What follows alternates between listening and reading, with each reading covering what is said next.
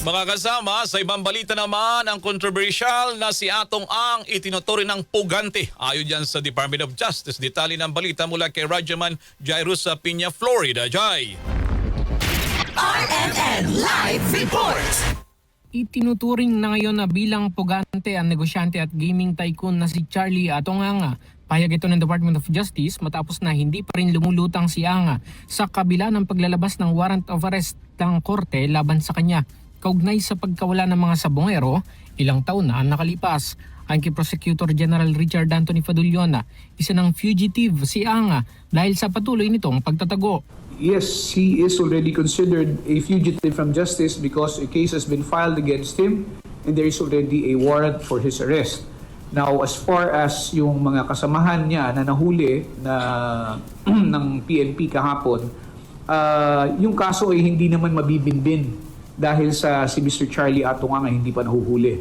Ito'y magpapatuloy na at ito'y gagalaw. Hindi natin pwedeng sabihin na hintayin muna natin na makuha natin lahat ng akusado. Kailangan dito na nandiyan si Mr. Charlie Atong Ang para umusan ng kaso. May karapatan din ng mga akusado na nahuli na mapabilis ang paglilitis nila. Nanawagan naman si Fadulion kay Ang na humarap sa korte at patunayan ang sinasabi nitong pagiging inosente niya. Ang pinakamagandang pruweba niyan ay ang pagsuko at ang pinakamagandang lugar para ipahayag mo ang iyong mga ebidensya na nagpapatunay na wala kang kasalanan ay sa husgado. Kung ito'y gagawin natin sa pamamagitan ng media at sasabihin natin na ako na may susuko din pagdating ng panahon, baliwala po yan kasi ang sinasabi nila ay kakaiba sa kanilang ginagawa na patuloy pa rin sila nagtatago hanggang sa ngayon.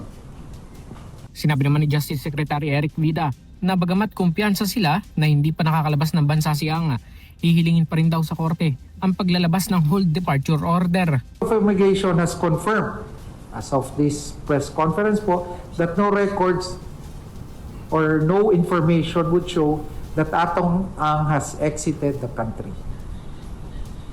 Following the issuance of the arrest warrant, the prosecution of the Department of Justice, our prosecution team shall forthwith move for the issuance of a whole departure order with the court and ensure that all the accused would stand trial.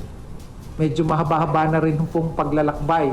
Ito para sa ating mga kababayang Pilipino, yung mga pamilya po. Mari naman daw na mag-hain ng motion to quash ang kampo ni Ang, pero hindi basta-basta aksyon ng korte kung hindi pa siya nahuhuli o sumusuko.